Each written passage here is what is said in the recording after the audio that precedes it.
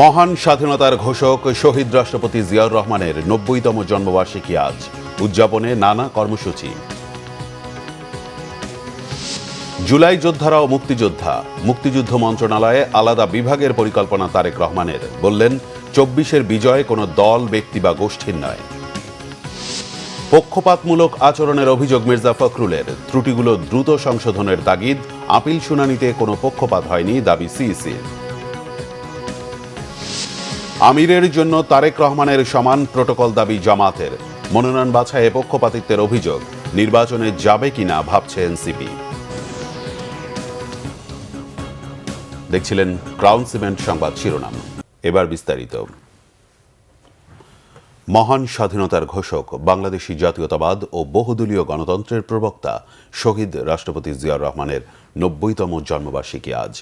১৯৩৬ সালের ১৯ জানুয়ারি বগুড়ার গাবতলীতে জন্ম নেয়া ইতিহাসের এ ক্ষণজন্মা নেতার বর্ণাঢ্য জীবনের কিছু দিক তুলে ধরছেন ওমর ফারুক।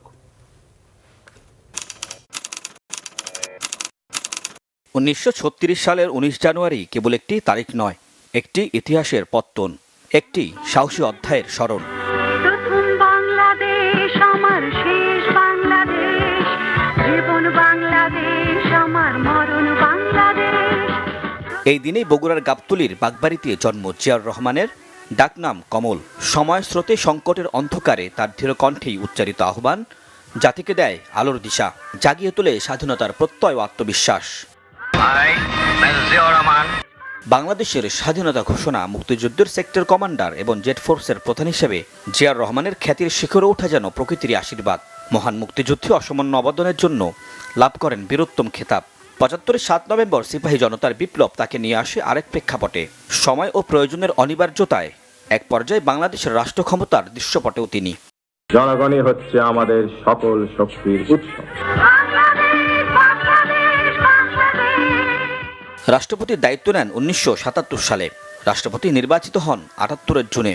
একজন সফল রাষ্ট্রনায়ক ও বহুদলীয় গণতন্ত্রের প্রবক্তা হয়ে জিয়াউর রহমান ১৯৭৯ সালের সেপ্টেম্বরে গঠন করেন বাংলাদেশ জাতীয়তাবাদী দল বিএনপি। স্বাধীনতা পরবর্তী বাংলাদেশের ভঙ্গুর রাজনীতিতে নতুনত্ব আনেন ১৯ দফা কর্মসূচির মাধ্যমে। তার মাত্র ৩.৫ থেকে ৪ বছরের শাসনামলেই কৃষি উৎপাদনে অবিশ্বাস্য সাফল্য ঘটে। গার্মেন্টস শিল্পের বিকাশ, দুয়ার খুলে জনশক্তি রপ্তানির, নতুন নতুন কলকারখানা স্থাপন সহ স্বনির্ভরতা অর্জনে জিয়াউর রহমানের নেওয়া উদ্যোগ ব্যাপক সাড়া জাগানোর পাশাপাশি বিশ্ব বাংলাদেশকে চিনতে থাকে নতুন করে। ১৯৮১ সালের এক ব্যর্থ সেনা অভ্যুত্থানে চট্টগ্রাম সার্কিট হাউজে শাহাদাত বরণ করেন জিয়াউর রহমান।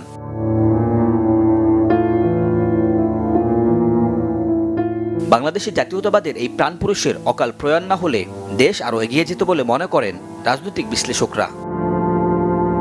গণতন্ত্রকে একটি প্রাতিষ্ঠানিক রূপ দেওয়া এবং একই সাথে সামরিক বাহিনী থেকে তার আগমন ঘটেছে, কিন্তু বেসামরিকীকরণ এবং বাংলাদেশকে একটা গণতন্ত্রকে প্রাতিষ্ঠানিক রূপ দেওয়া, এর আর্থসামাজিক উন্নয়ন, এর শিক্ষা সাংস্কৃতিক উন্নয়ন, সর্বোপরি পররাষ্ট্রনীতির মধ্য দিয়ে বাংলাদেশকে একটি মর্যাদাশীল রাষ্ট্রে পরিণত করার ব্যাপারে জিয়াউর রহমান যে অবদান রেখেছেন সেটি ইতিহাসে একটা স্থায়ী তার আসন নিশ্চিত করেছে, বাংলাদেশের মানুষের মণিকোঠায় তার একটা স্থান নির্ধারণ করেছে।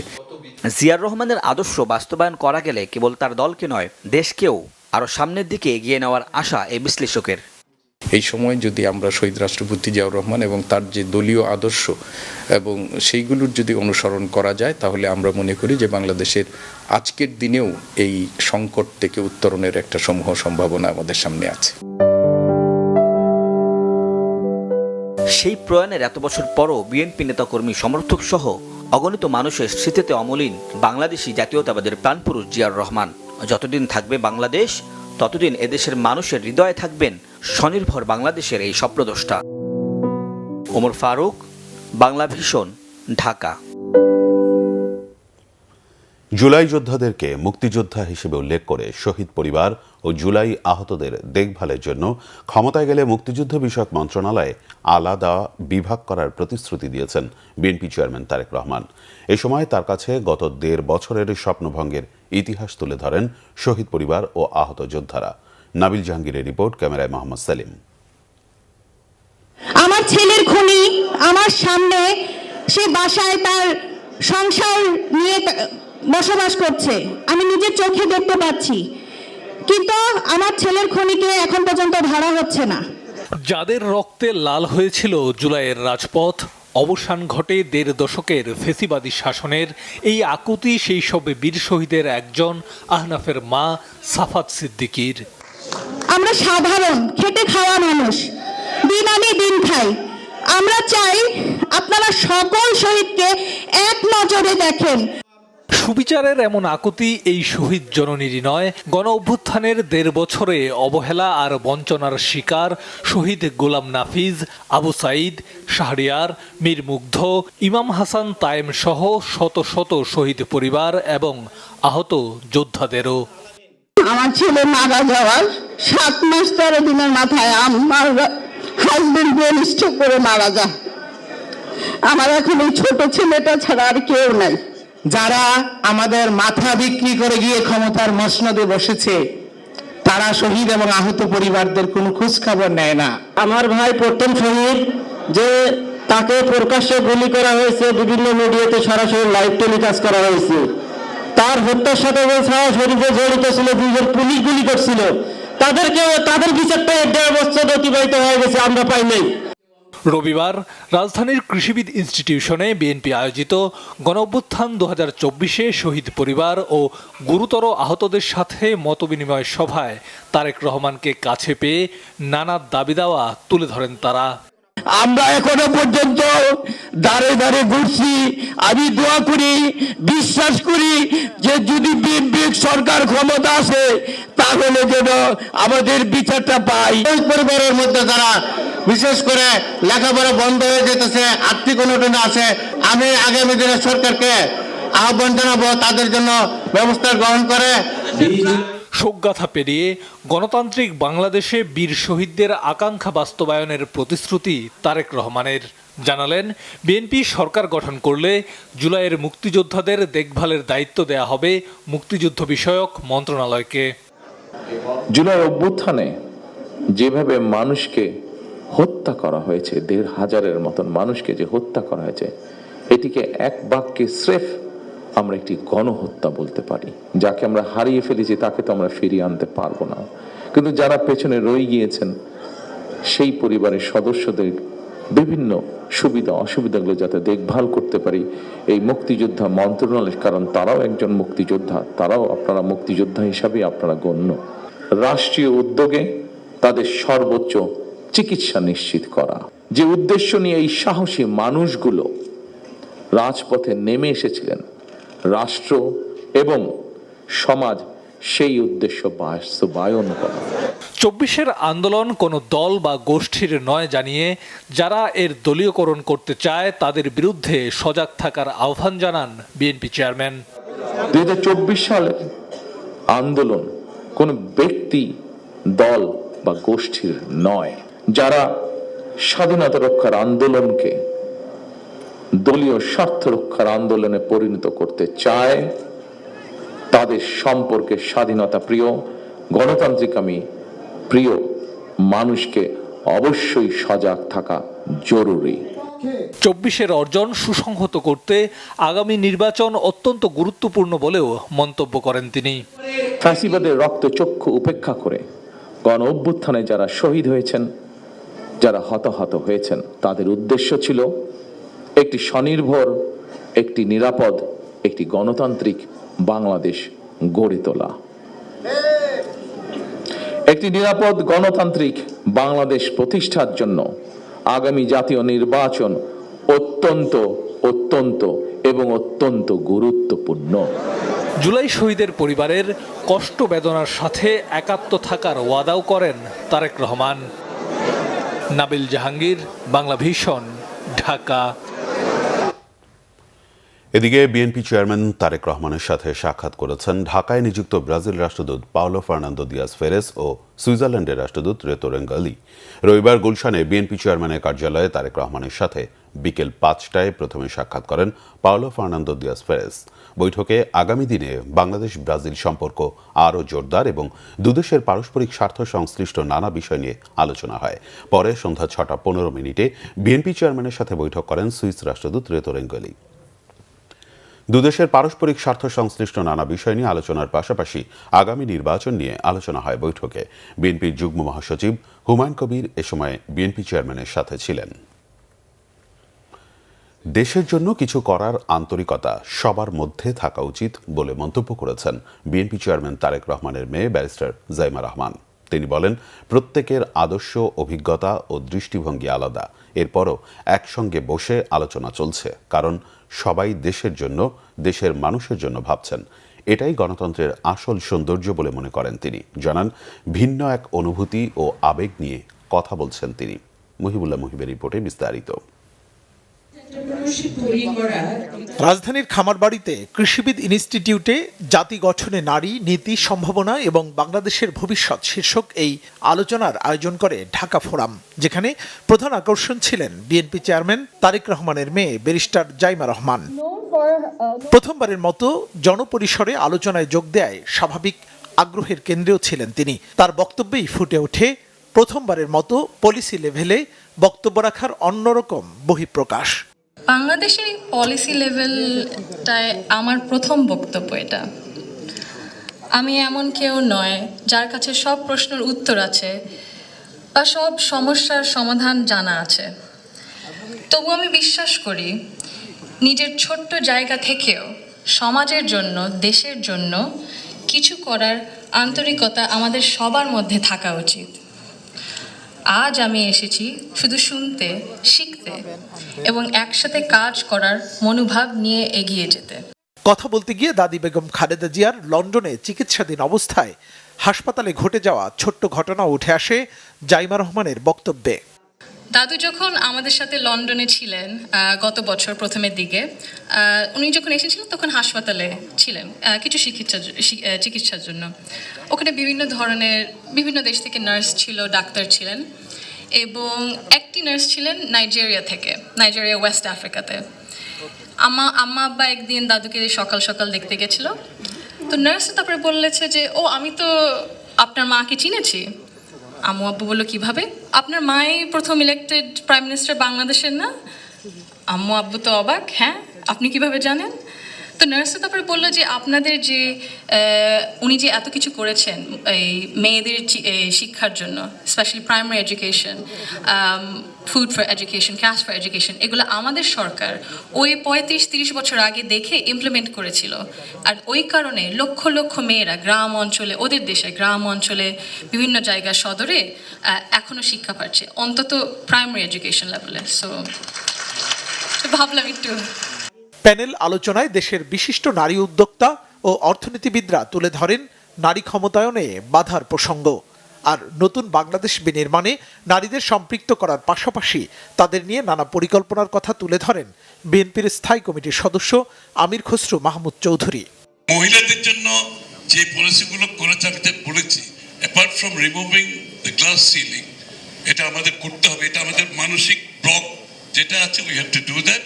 বাট টার্গেটেড যে প্রোগ্রামগুলো করা হয়েছে মহিলাদের জন্য, প্র্যাকটিক্যালি সবগুলো পলিসিতে আপনি দেখুন মহিলাদের জোর বেশি। নারীর ক্ষমতায়নে দাদা শহীদ প্রেসিডেন্ট জিয়াউর রহমান ও দাদি বেগম খালেদা জিয়ার স্বপ্ন বাস্তবায়নে নিজের স্বপ্নের কথাও জাইমা রহমান তুলে ধরেন বিভিন্ন প্রশ্নের জবাবে। মুহিবুল্লাহ মুহিব, বাংলা ভিশন, ঢাকা।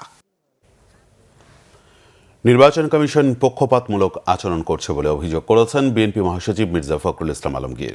রবিবার বিকেলে প্রধান নির্বাচন কমিশনারের সঙ্গে বৈঠক শেষে কথা জানান তিনি। এই সময় নির্বাচন কমিশনের বেশ কিছু কার্যক্রমের স্বচ্ছতা নিয়ে প্রশ্ন তুলে তিনি বলেন, অনেক ক্ষেত্রে কমিশন পক্ষপাতমূলক আচরণ করছে, যা একটি সুষ্ঠু নির্বাচনের পথে অন্তরায় হতে পারে। তবে বিদ্যমান ত্রুটিগুলো দ্রুত সমাধান করলে এই কমিশনের অধীনেই সুষ্ঠু নির্বাচন সম্ভব বলে আশাবাদ ব্যক্ত করেন তিনি। বৈঠকে বিএনপি মহাসচিব মির্জা ফখরুল ইসলাম আলমগীরের নেতৃত্বে 3 সদস্যের প্রতিনিধি দলে দলটির স্থায়ী কমিটির সদস্য নজরুল ইসলাম খান, উপদেষ্টা পরিষদের সদস্য ইসমাইল জবিউল্লাহ ও ইসির সাবেক ভারপ্রাপ্ত সচিব মোহাম্মদ জাকরিয়া উপস্থিত ছিলেন।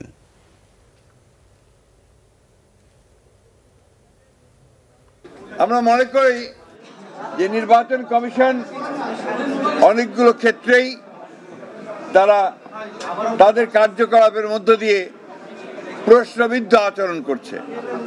যে বিষয়গুলো আমরা তুলে ধরেছি তার মধ্যে প্রধান যে বিষয়টি ছিল যে আপনারা জানেন যে পোস্টাল ব্যালটের যে বিষয়টি, এটা কিন্তু এখনো পুরোপুরি সমাধান হয়নি।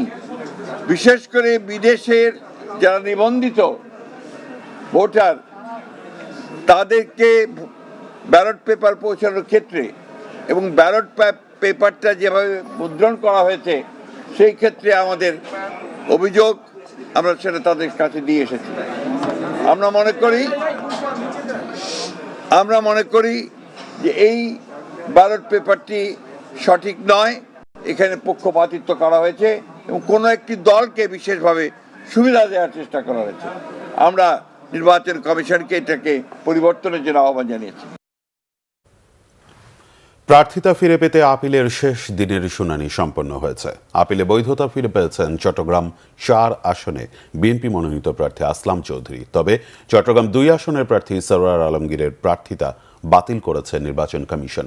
9 দিনের আপিল শুনানিতে কোনো পক্ষপাত হয়নি বলে দাবি করেছেন প্রধান নির্বাচন কমিশনার এএমএম নাসির উদ্দিন। এদিকে পোস্টাল ব্যালটে পক্ষপাতিত্বের অভিযোগে নির্বাচন কমিশন ঘেরাও কর্মসূচি আজ সোমবারও অব্যাহত থাকবে বলে জানিয়েছে ছাত্রদল। আসমা আক্তার নুপুরের রিপোর্ট। জাতীয় নির্বাচনে মনোনয়নপত্র বাছাইয়ে রিটার্নিং অফিসারের সিদ্ধান্তের বিরুদ্ধে আপিল শুনানির শেষ দিনে 23টি আবেদন মঞ্জুর করেছে নির্বাচন কমিশন। 35টি আপিল না মঞ্জুর হয়েছে। চূড়ান্তভাবে বৈধতা পেয়েছেন বিএনপিরও বেশ কয়েকজন স্বতন্ত্র প্রার্থী। কমিশনকে ধন্যবাদ জানাই যে কমিশন তাদের প্রত্যেকের বক্তব্য শুনেছেন এবং প্রত্যেকের বক্তব্য শুনে জনাব আসলাম চৌধুরীর পক্ষ থেকে আমাদের যে বক্তব্য সেটা সন্তুষ্ট হয়ে তার প্রার্থিতাকে বৈধতা দিয়েছেন চূড়ান্তভাবে। কোনো কিছু শুনলই না, আমি তাতে বুঝলাম এবং আমি তার আচরণে সন্তুষ্ট নয় এবং ওনার দ্বারা বাংলাদেশে সুষ্ঠু অবাধ নির্বাচন হবে না। এদিকে 3 দফা দাবিতে সকাল থেকেই নির্বাচন কমিশনের সামনে অবস্থান নেয় ছাত্রদল। তাদের অভিযোগ, নির্বাচনে একটি নির্দিষ্ট দলকে সহায়তা করছে কমিশন। সন্ধ্যায় ইসির সাথে বৈঠক শেষে ছাত্রদলের নেতারা জানান, রবিবারের মতো অবস্থান কর্মসূচি প্রত্যাহার করা হয়েছে। সোমবার সকাল 11টা থেকে আবারও কর্মসূচি পালনের কথা জানানো হয়। নানাবিধ যত অপকৌশল আছে সেগুলো গ্রহণ করেছে বিদায় আমরা আমাদের সেই পয়েন্টগুলো বলে এসেছি। আশা করছি তারা এগুলো বিবেচনা করবে এবং আমরা আমাদের আজকের এই অবরোধ কর্মসূচি এখানে সমাপ্ত করব, ঘেরাও কর্মসূচি এখানে সমাপ্ত করব। আমরা আগামীকাল আবারও সকাল থেকে আমাদের এই ঘেরাও কর্মসূচি আবার শুরু করব। প্রথমবারের মতো যে পোস্টাল ব্যালটে নির্বাচন হচ্ছে, কিন্তু অত্যন্ত দুর্ভাগ্যজনকভাবে যেটি আমরা দেখলাম যে নির্বাচন কমিশন কর্তৃক পোস্টাল ব্যালটের আয়োজন করলো সেটি অত্যন্ত একদম পুয়ার ম্যানেজমেন্ট হয়েছে এবং বিশেষ করে জামাতে ইসলাম এবং শিবিরের বিভিন্ন পর্যায়ের নেতৃবৃন্দদের বাসায় পোস্টাল ব্যালট পাওয়া গেছে। এই ঘটনা আমাদেরকে মনে করে দিচ্ছে 2018 সালের কথা। আপিল শুনানির শেষ দিনে প্রধান নির্বাচন কমিশনার এএমএম নাসির উদ্দিন জানান, আপিল শুনানিতে কোনো পক্ষপাতিত্ব হয়নি। ভোটের কার্যক্রম সুন্দর মতো করতে সবার সহযোগিতা চান তিনি। আসমা আক্তার নুপুর, বাংলা ভিশন, ঢাকা।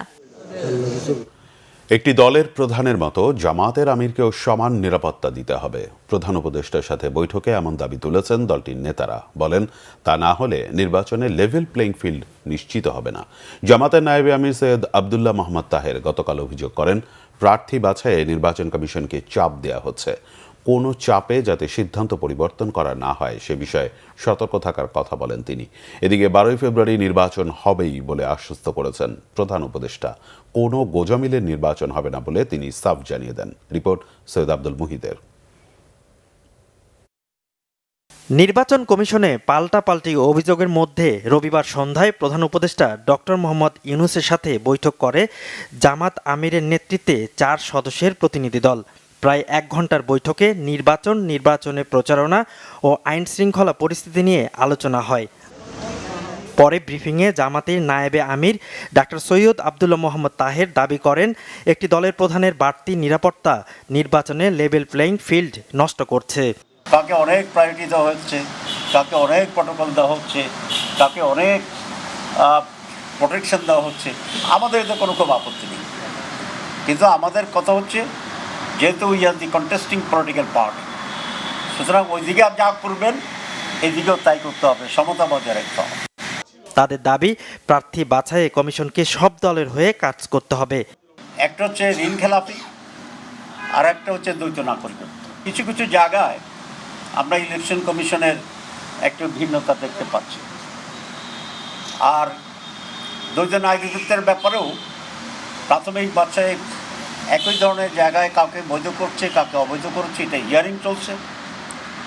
আমরা শুনতে পাচ্ছি কোনো একটি দলের পক্ষ থেকে ইলেকশন কমিশনে গিয়ে চাপ সৃষ্টি করার চেষ্টা করছে, যাতে করে এই সমস্ত ত্রুটির কারণে যাদের নমিনেশন বাতিল হিসাবে গণ্য হওয়ার কথা সেটা যেন করা না হয়।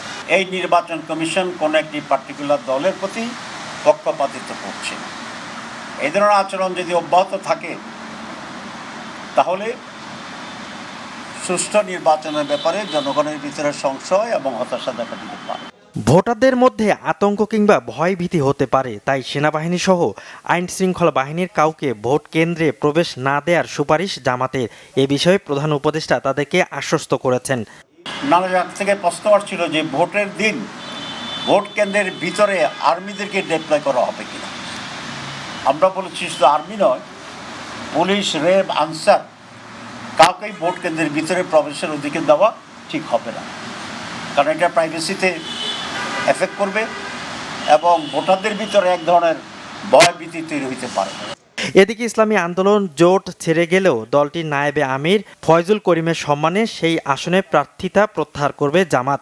নির্বাচনের আগে ফ্যামিলি কার্ড ও কৃষক কার্ড একটি দলের ধোঁকাবাজি ছাড়া কিছু নয় মন্তব্য করে বিকাশ নম্বর নেয়ার অভিযোগ ভুয়া বলে দাবি তাদের। সৈয়দ আব্দুল মুহিত, বাংলা ভিশন, ঢাকা। জাতীয় নাগরিক পার্টির মুখপাত্র আসিফ মাহমুদ সজীব ভুঁইয়া বলেছেন, সুষ্ঠু নিরপেক্ষ নির্বাচন নিশ্চিতে নির্বাচন কমিশনের প্রতি কনফিডেন্স হারিয়েছেন তারা। কমিশনের বিরুদ্ধে সংবিধানের বাইরে গিয়ে বিএনপির ঋণ খেলাপি ও দ্বৈত নাগরিকদের সুযোগ দেওয়ার অভিযোগ তুলে নির্বাচনে দলটির অংশ নেওয়া নিয়ে সংশয় দেখা দিয়েছে বলে মন্তব্য করেছেন তিনি। রবিবার রাতে বাংলা মোটরে এনসিপির কার্যালয়ে ডাকা জরুরি সংবাদ সম্মেলনে আসিফ মাহমুদ এ অভিযোগ করেন। আপিল শুনানির শেষ দিনে বিএনপি মব সৃষ্টি করেছে বলে অভিযোগ করেন তিনি। যদি নির্বাচন কমিশন কোনোভাবে দ্বৈত নাগরিকদের বৈধতা দিতে চায় তবে আইনি লড়াইয়ের পাশাপাশি রাজপথে থাকার ঘোষণা দেন আসিফ। বলেন, প্রার্থী এবং তাদের কর্মীদের নিরাপত্তা দিতে ব্যর্থ হয়েছে নির্বাচন কমিশন।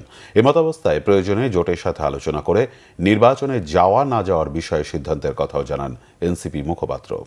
ঢাকা ৬ আসনে বিএনপি মনোনীত প্রার্থী ইশরাক হোসেন বলেছেন, আসন্ন ত্রয়োদশ সংসদ নির্বাচন নতুন বাংলাদেশ গড়ার প্রথম নির্বাচন। এর সাফল্যের উপর নির্ভর করছে দেশের গণতান্ত্রিক ভবিষ্যৎ। রবিবার রাজধানীর বংশালে ৩৪ নম্বর ওয়ার্ড ছাত্র দলের আয়োজনে ৩ বারের সাবেক প্রধানমন্ত্রী বেগম খালেদা জিয়ার রুহের মাগফিরাত কামনায় দোয়া মাহফিলে প্রধান অতিথির বক্তব্যে তিনি এসব কথা বলেন। শহীদদের আত্মত্যাগ, গুম খুনের শিকার নেতাকর্মীদের রক্তের ঋণ শোধ করতে হলে এবং দেশের ভবিষ্যৎ রক্ষায় অবাধ ও নিরপেক্ষ নির্বাচনের বিকল্প নেই। ইশরাক হোসেন বলেন, ফ্যাসিবাদ বিরোধী আন্দোলনে বেগম খালেদা জিয়া ছিলেন সবার প্রেরণার অন্যতম উৎস। তার অসুস্থতার সময় বিদেশে চিকিৎসার দাবিতে যে গণ আন্দোলন গড়ে ওঠে সেটি পরবর্তীতে ২৪-এর গণ অভ্যুত্থানের রূপ নেয় বলেও মন্তব্য করেন ইশরাক হোসেন। এদিকে বংশালে আরেক অনুষ্ঠানে অংশ নিয়ে ইশরাক হোসেন বলেন, ধর্ম ও মুক্তিযুদ্ধকে রাজনৈতিক হাতিয়ার বানানোর কোনো সুযোগ নেই। এদিন সূত্রাপুরের লক্ষ্মীবাজারে ৪২ নম্বর ওয়ার্ড বিএনপির উদ্যোগে আরেক দোয়া মাহফিলে ইশরাক হোসেন বলেন, রাজধানীতে গ্যাস সংকট এখন চরম পর্যায়ে পৌঁছেছে। নির্বাচিত হলে এ সংকট নিরসনে সর্বোচ্চ চেষ্টা করার আশ্বাসও দেন তিনি। এই নির্বাচনে কোনো প্রশ্ন থাকা যাবে না, কোনো ধরনের অনিয়মের কোনো কালিমা লেপন করা যাবে না। জনগণ ভোট দিবে, এই প্রথাটা যদি আমরা স্থায়ী করতে চাই তাহলে পরে এই নির্বাচনটা অবশ্যই আমাদেরকে সুষ্ঠু নিরপেক্ষ করতে হবে, কারণ এটার সফলতার উপর নির্ভর করছে আগামী দিনে আমাদের পরিস্থিতি কোন দিকে যাবে। সংবাদ শেষ করব ক্রাউন সিমেন্ট সংবাদ শিরোনামগুলো আরেকবার জানিয়ে। মহান স্বাধীনতার ঘোষক শহীদ রাষ্ট্রপতি জিয়াউর রহমানের ৯০তম জন্মবার্ষিকী আজ, উদযাপনে নানা কর্মসূচি। জুলাই যোদ্ধারাও মুক্তিযোদ্ধা, মুক্তিযুদ্ধ মন্ত্রণালয় আলাদা বিভাগের পরিকল্পনা তারেক রহমানের, বললেন ২৪-এর বিজয় কোনো দল, ব্যক্তি বা গোষ্ঠীর নয়।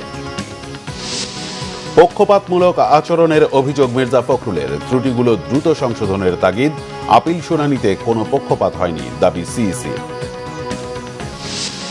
আমিরের জন্য তারেক রহমানের সমান প্রটোকল দাবি জামাতের, মনোনয়ন বাছাইয়ে পক্ষপাতিত্বের অভিযোগ, নির্বাচনে যাবে কিনা ভাবছে এনসিপি।